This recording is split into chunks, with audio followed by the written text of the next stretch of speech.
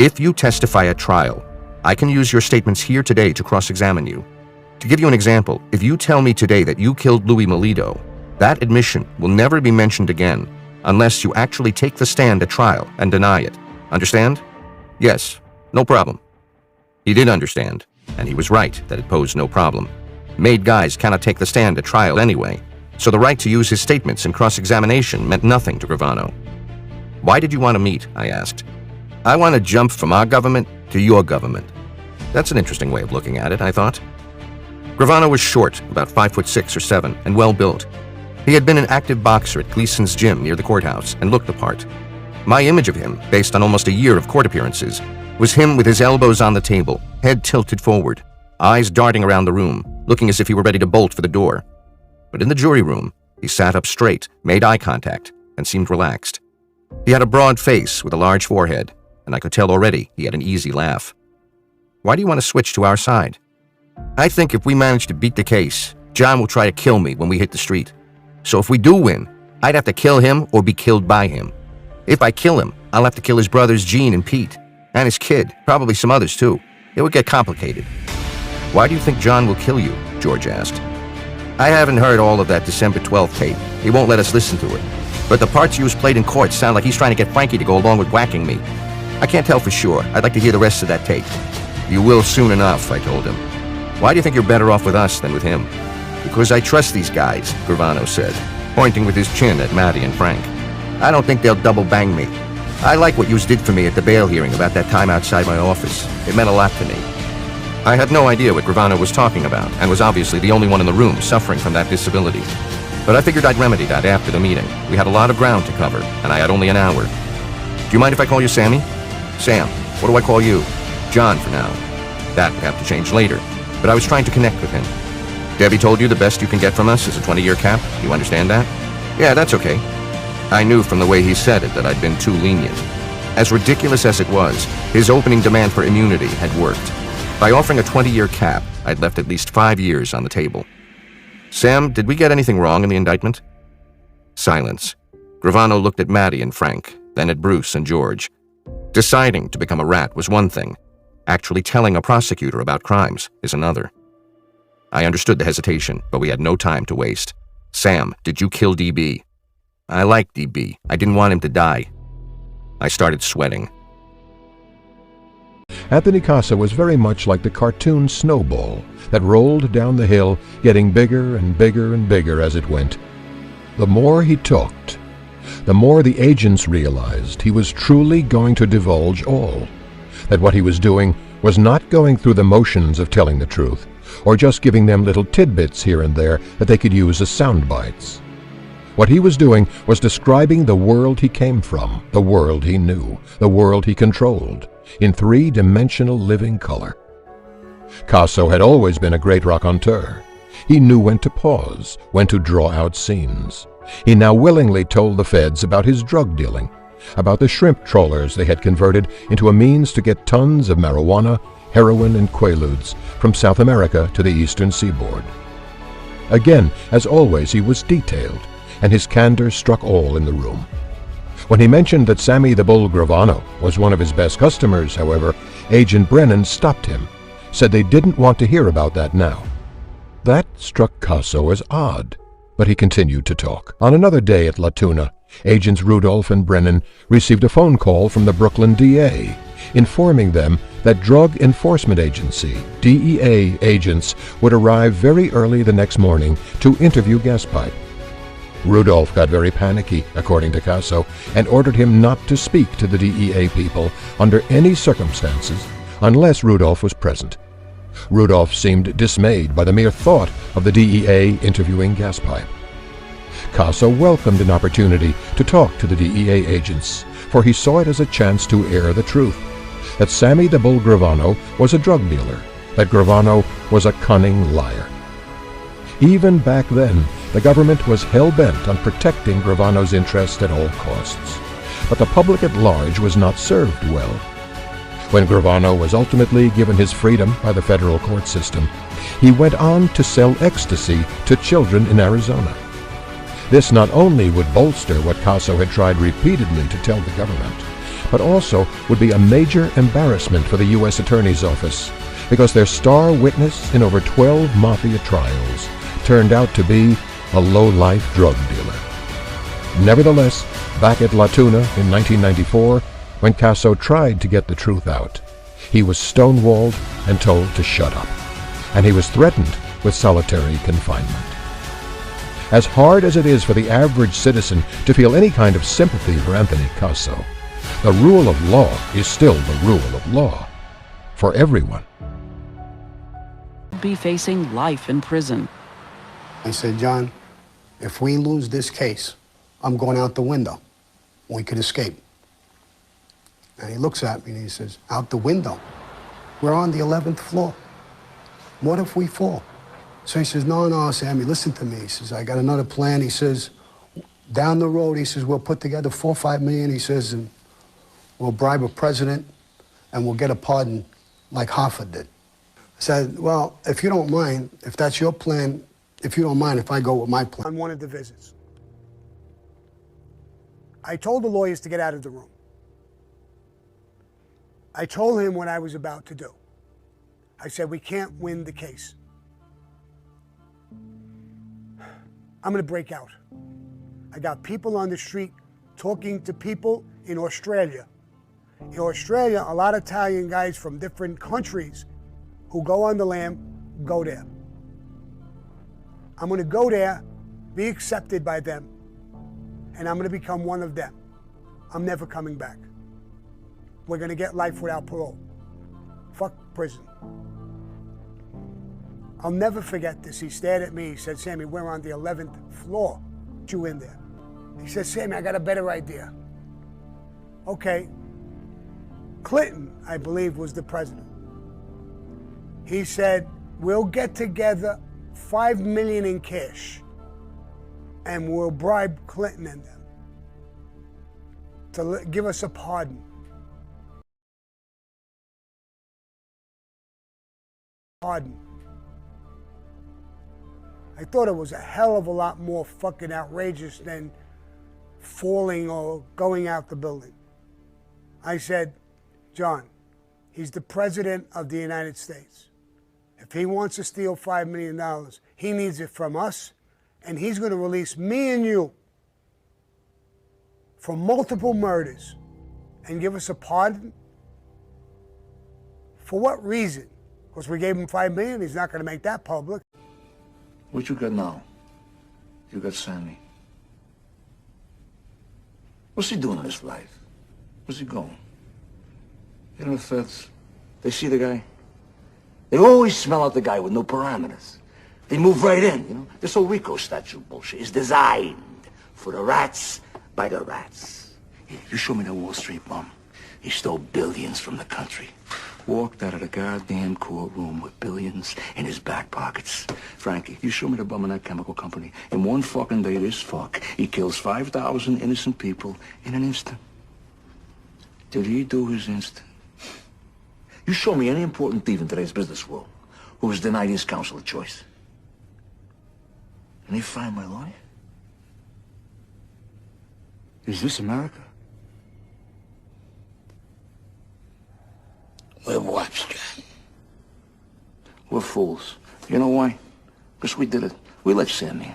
We let Sammy in, Frankie, into something that's called a thing of ours.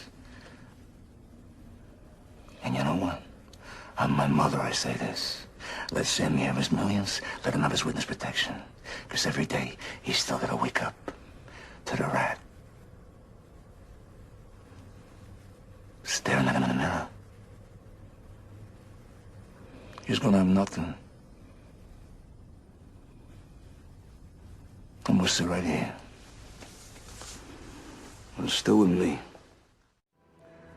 Makes you think about the people in your life. And I think of Neil. If he was sitting there right now, what would he say to me? He'd say, John, what's it about? What's life about? If you don't go through it as a man's man. He'd say, suck it up, take the fall, do the time. That's made you who you are. That makes you who you are. How long we been around, this thing of ours, this Cosa Nostra? 120 years. What's it about? It's about rules. Parameters. You take the beating for the friend. You don't run. You don't lay down. You don't betray who you are. What you are.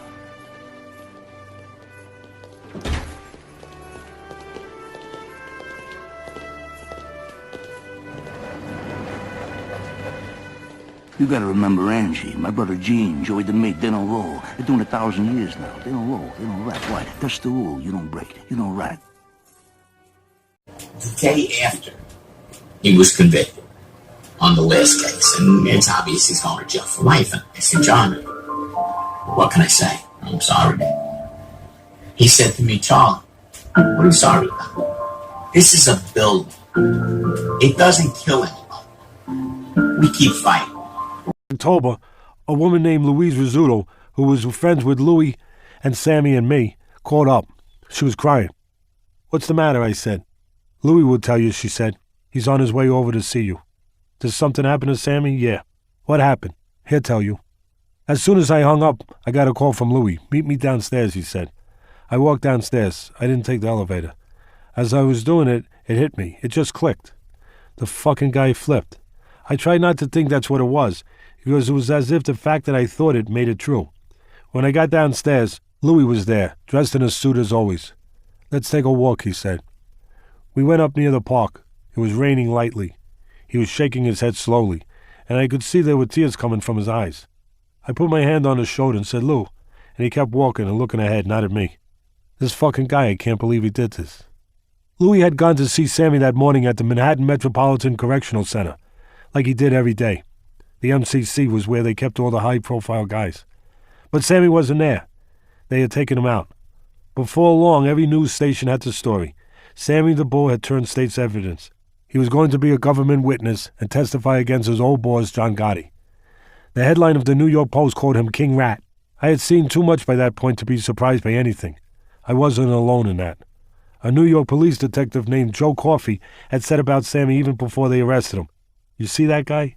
When we get him, he's going to roll like a tumbleweed, because he's got no balls. Cowards make the best informants. The first thing I thought about, though, wasn't that. It was Gerard. I knew he was going to be devastated. It was like he was one of my fighters, and I had an obligation and a responsibility to him. Somebody even told me that he was asking for me, and that added to it, knowing that. It was strange, because once his father did what he did, once he flipped, it changed everything. Sammy was no longer perceived as a tough guy and criminal, but as something much, much worse. People I talked to were like, fuck his kid. People actually said that. Fuck the fucking kid. His father's a fucking rat. I heard that Gerard was afraid that I would abandon him, that I wouldn't be his friend anymore. I went over to his house that night. I was so naive that I thought I would just be able to go over and see the kid. But when I got off the Staten Island Expressway, the place was surrounded by every news truck in New York. As soon as they saw my car, even though they didn't know who I was, they started running towards me. I had made the mistake of slowing down, but I recognized what was going on and hit the gas. It was crazy. This mob of TV and print reporters chased after me, running down the street after my car. I thought about giving up at that point and leaving. A lot of people had been telling me not to continue training Gerard, but I thought, no, I can't leave. I want the kid to know that I don't hate him, that I haven't abandoned him just because his father's a rat. That would be too easy. Instead, I ditched my car around the corner and made a mad dash for the house. The news reporters had already backtracked from where they had chased me, but when they saw me sprinting for the house, they tried to cut me off. It was like a friggin' 100-yard dash to the front door. I got there ahead of them and started banging on the door. The camera guys and reporters were rushing up the walk towards me. Just before they got to me, the door opened and I squeezed in, slamming it shut behind me. Though the outside of the house was fairly ordinary, the inside had a few touches that you might expect to see in a Hollywood movie about a high-profile mob underboss, including a giant saltwater fish tank and a small pool with a waterfall. Sammy's wife Deborah said, Teddy, they almost got you, huh? Yeah, I said, that was close. It's crazy, she said. We tried to joke about the situation, but what was going on was no joke. It was real. I could see the pain in her face. There were a bunch of people there, mostly family. The house had the mood of a wake. Deborah yelled out, Gerard, Teddy's here. He didn't hear her, or at least he didn't respond. He's in the basement, she said. Why don't you just go down? I went down the stairs. There were weight machines in a jacuzzi. I remembered that Louis had told me that Sammy had built a big vault into the wall down there, and that sometimes there was so much money in there that it literally went higher than Sammy's head. I wondered where all that money was now. I found Gerard sitting on a black leather couch, reading a comic book. He looked up. There were tears in his eyes. Why did he do it, Teddy? Why? Gerard had always hidden his emotions and had been careful about what he said. But now he looked open and vulnerable and terribly young. Why did he do that? I tried to think of something that would help him. I was thinking about the kid, not the father, even though I had to talk about the father. You know, sometimes a person is under pressure and he wants to do the right thing, but he's just not strong enough to do it. You just never know until you're in that position. Gerard was almost sobbing at that point. I guess what I'm trying to tell you, I said, is that the feeling I'm talking about can overwhelm everything else.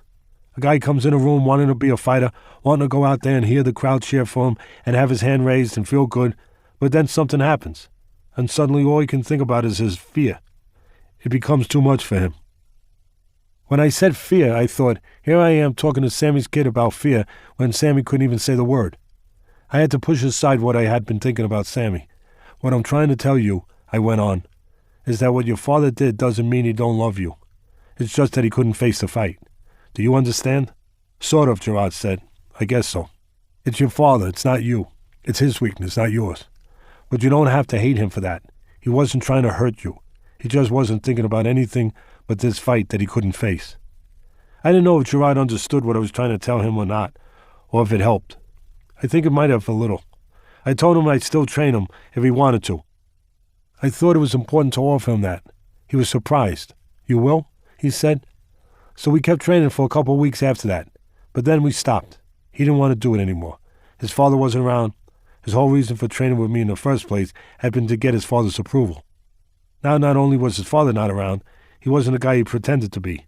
So the kid didn't want to train anymore. I felt bad about it, but there wasn't much I could do.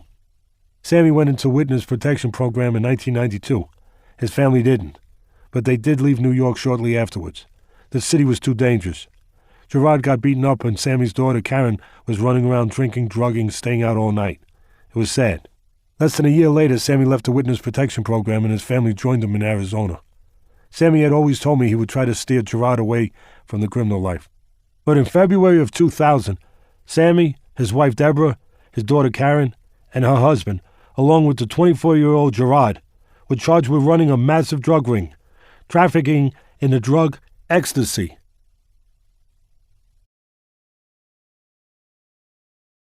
The whole thing was like a perfect storm. Gerard was spending more and more time with his new buddies at the restaurant. He knew what they were up to and got involved in dealing willingly. Nobody made him do it. He was only working with Mike, though. He never went out and peddled pills. It was Mike doing the dealing, and Gerard lent him some money. These guys were seeing that they were getting more and more respect hanging around with my brother. That he was intrigued by the Gravano struck me as weird, but I went with it. I didn't try and stop it. But when they started talking about going to New York, I got nervous. My brother had been doing some pretty irresponsible things before his new friends came on the scene. He was living beyond his means, buying things he couldn't afford, and getting himself into debt. He decided he could participate in a couple of drug transactions to get himself in the clear. I tried to tell Gerard not to go to New York with money, but he wouldn't listen. He was planning to hook up with some of his old contacts and make a deal big enough to erase his outstanding debt. There had already been a hit out on his life once. 2 years after Dad had cooperated, there was no one left in New York to protect us. Lee had done it until he found out I was with Dave. Whether it was because I was with the new guy or because Dave was black, Lee didn't like that I was with Dave, and he was no longer going to protect either one of us. I was in a mess. My brother and I were trained to never tattle on each other. We get punished by my father if we did, but I was scared for Gerard's life. I was compelled to go to my father and tell him what was going on. Dad flipped when I told him Gerard's plan. Get in the car, he demanded to me. He drove straight to my brother's house, kicked in the front door, and put a gun to Gerard's head. I'll help you kill yourself, he screamed. Here's the gun. Dad was furious. We have so much to offer, he yelled, pressing the nozzle against my brother's temple. We are finally winning. We are finally getting ahead. He was beside himself. Dad, it's only a couple of times, Gerard pleaded. I don't give a shit, my father screamed. Looking back, I wish I had never told my father, because then he wouldn't have been forced to get involved. Things always get complicated when you try to fix someone else's problems, I learned. After the blow-up at Gerard's house, the three of us went out to dinner. Dad was still upset. I feel like after I cooperated, every decision you and your brother have made has been to spite me, he said to us. We lost everything we had. We need to see the big picture when we make decisions. Everybody in the family was confused about what mattered. Respect, money, forgiveness, family. So much had happened to us that we hadn't talked about. We were all going through the process of forgiving each other. Dad had given Gerard everything money could buy. He had bought him his own restaurant. He had put the down payment on a house for him. He was at a loss why Gerard would want to take such a risk going to New York to do a drug deal. To me, it was clear. Gerard wanted respect more than money. Dad's resolution was to lend my brother money so he wouldn't have gone back to New York to do a drug deal. Dad felt he was protecting him from the possibility of being harmed in New York because he was involved in some criminal activity. Gerard had promised my father that he would stop dealing, but he and Mike never really stopped. There were a few more deals. There was a kid named Jason who was a rival seller. Mike and Gerard ended up beating him up outside of a nightclub, leaving him there. They didn't know Jason was connected to an Israeli mafia out of New York, which was transporting a lot of ecstasy from New York to Los Angeles and Arizona. The assault on Jason got the Israeli mob really mad. Mike Papa came to the pool office and told my dad that Israeli mobsters found out that he, Sammy the Bull, was in Phoenix, and they were going to have him taken down. They were going to kill him and Gerard. Mike told Dad there had been a fight, and he and Gerard had beaten up the kid, but he failed to tell both Gerard and my father about his side of the drug dealing and the personal beef that he had with this kid Jason. Dad told Mike, "Get me a meeting at Uncle Sal's." Dad had no idea what it was about. Jason showed up at the restaurant for the meeting. "I'm telling you, right now, if anything happens to my son, there is going to be an all-out war," my father told the guy. "We own Arizona," the Israeli guy replied. "No," Dad said, "I own Arizona. Tell your boss that Sammy the Bull is here and he owns Arizona now." Oh, it's just consistent with a guy that's never going to be able to be truthful about, because he always looked at it like it was a shortcoming. Like in his world, it would be a shortcoming. Well, guess what? You proved that you had a shortcoming by what you did.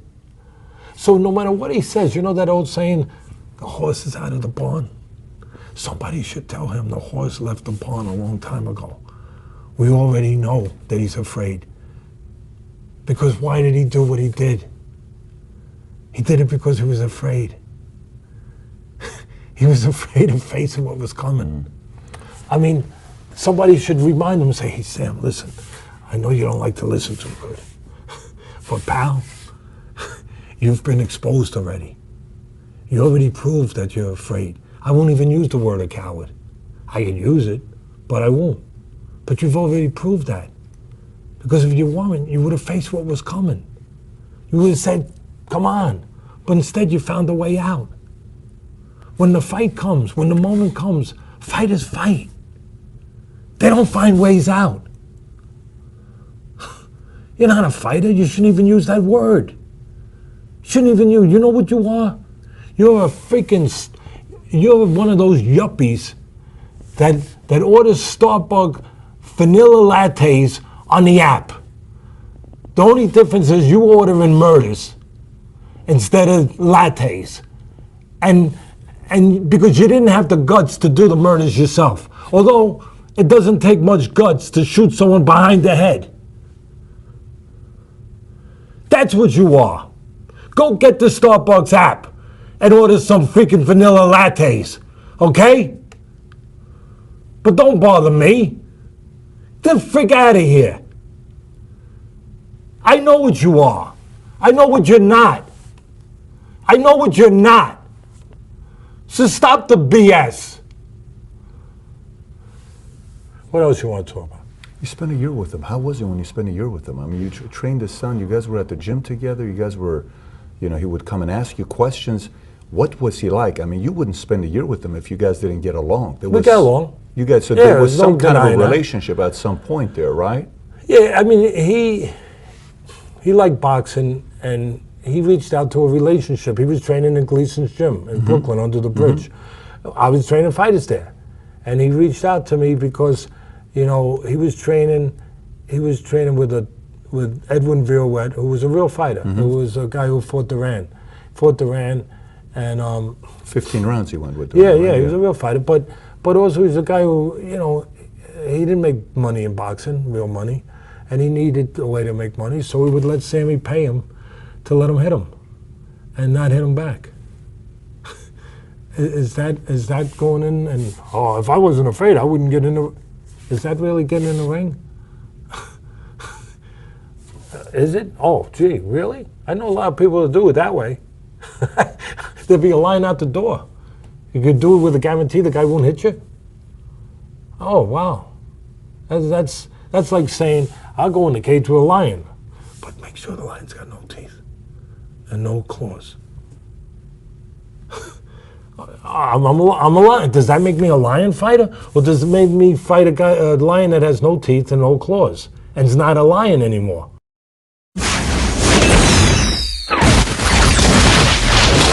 Joy, and I'm Alan Kaiser's sister, who everybody knows Sammy Gravano murdered my brother at the age of 16 years old in 1977.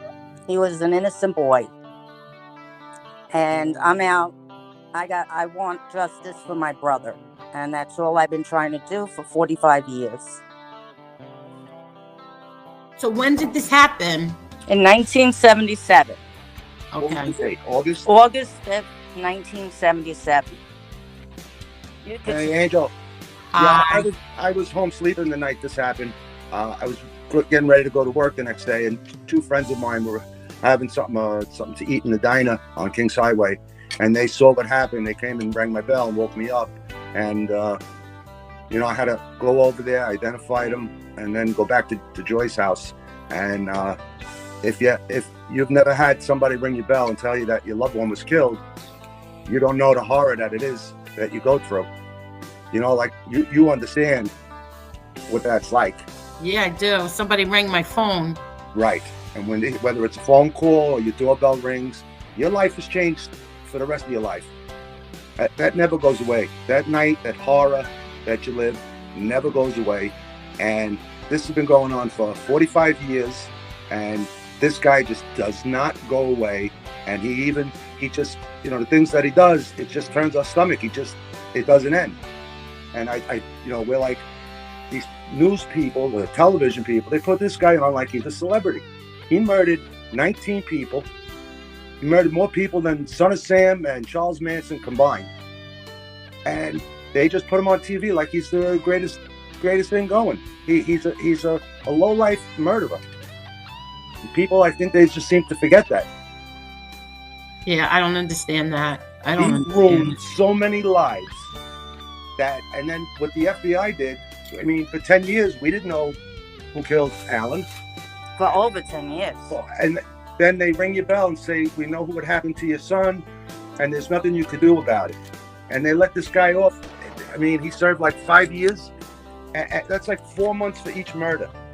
Yeah, so that's not justice. What kind of justice is that? You know how it is, Angel. No, I know. And he's going to be on TV again. And I tried writing to Channel 7 today I forgot his name, to see I didn't hear back. Anyway, I don't understand how the FBI just do what they did.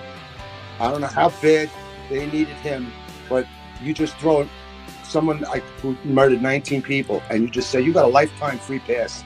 Even if he got out and he go and harmed, how many more lives did he ruin by selling drugs, making his whole family sell drugs?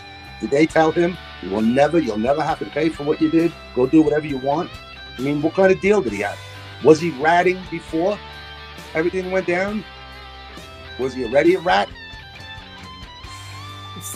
It's unbelievable. Joy, what happened when the FBI came to your house after how many years? What was it? 77? So 87, 88, 89, 90, 91. So it was like 15 years, right? Yes. 15. Yes. So for 15 years, you had no idea what happened, who killed your brother? We had no idea. None whatsoever.